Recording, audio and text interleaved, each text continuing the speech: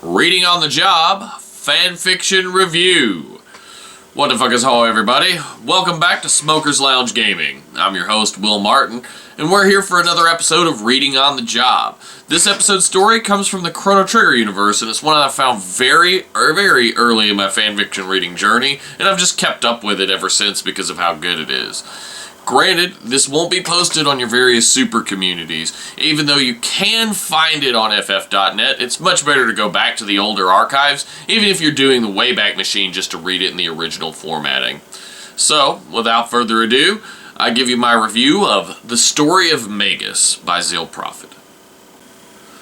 This is one of those stories of what I'd like to call a remeasured take on canon. It's not a full-on AU, but there's more developed story here than just what's in the core story of the official release.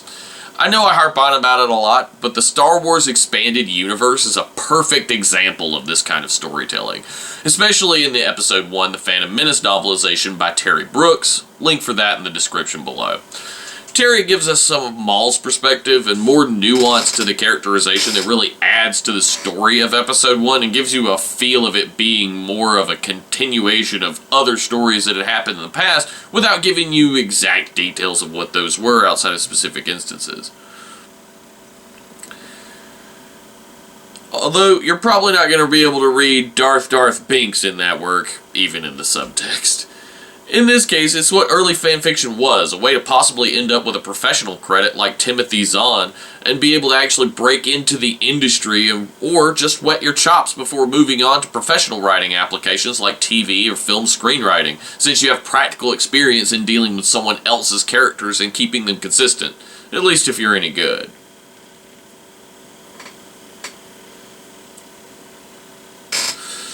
ZealPropht is quite good at this and works this way with the story of Magus as she crafts it, giving the story of Janice's childhood in Zeal, and even taking into account some of the time travel wooliness that Chrono Trigger plays well with as a JRPG. I originally found this work on Icy Brian's RPG page, and back in these days when fanfiction archives weren't centralized and there were still pages for specific fandoms that were usually someone's personal website that they decided to dedicate space and HTML code to for preserving and presenting someone else's story that they emailed them in a text file. Icy Brian eventually became a serious person, but his website and the old page is still up if you want to check it out. Links for all this stuff will be in the description below. Although AO3 and FF.net now have formatting and rich text features that make the author's job much easier, there's still something to be said about this earlier time when fanfiction was more ephemeral, existing only as this thing we read and maybe talked about on the occasional forum or mailing list. There were several archives that I barely remember, and it saddens me to see that these places are lost to time since the Wayback Machine only covers what it actively saw linked and archived at the time.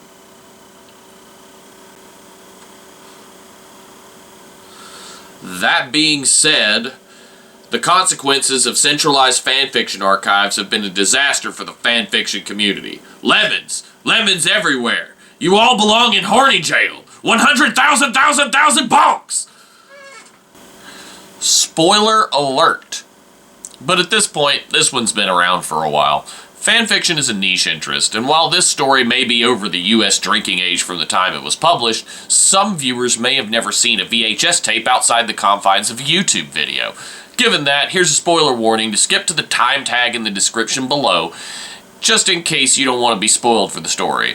As always, I watch and read things from the director's chair, and I can enjoy a story even if it's spoiled, so long as it's not an absolute play-by-play. This story starts with Janice's birth and a telling of his childhood where he struggles to develop the magical prowess that he's known for in later years, and that Shala, one of the main plot devices for the Chrono series, already demonstrates in her teenage years, which several characters remark is stronger than Queen Zeal's power at that same age.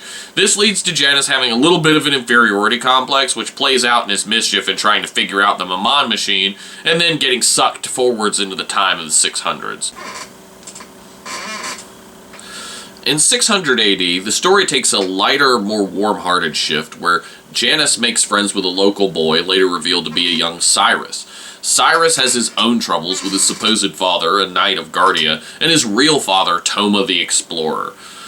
So the depths of Cyrus's character is given a little bit more screen time, especially after he first sees his father purposefully fail to save Janus from a house fire he caused with accidental magic, and then after his father loses his honor on the battlefield later in the story, has to work his way up from an enlisted soldier of Guardia to the knight we know later. It also gives some more weight as to why Glenn was lucky as hell Janus wasn't in a worse mood after their fight. After the aforementioned house fire, Janus begins the transformation into Magus as he's taken in captive / adopted by the Mystics. He grows to hate Flea and Slash and their petty rivalry, and Ozzy's manipulations of the two, and then him as to form a triumvirate of pawns that he can play against each other while keeping himself personally out of the war. Magus proves to be a master student, however, and out-manipulates Ozzy into granting him his own castle and allowing him to war with the humans, while Magus works on his plan to summon Laevis forward through time to seek revenge for his sister and his fallen kingdom. Cyrus begins to follow the tradition of his blood father, placing some Lancelot-style doubt in the royal line of Guardia, but this isn't explicitly written. In the course of the story, it proves to be just a rumor and a courtly love situation. It also does set up her future imprisonment in the cathedral that Chrono and his friends undo during the time travel to this period in the relationship between Lenny and Cyrus. What we're given in the story of Magus is a version of events that spiraled out of Janus's original skip in time, and not the further ripples that reflected backwards by drawing Chrono back into the past. But one could say if Janus never went forward in time to begin with, the others may have never even known about Laevis until it was too late.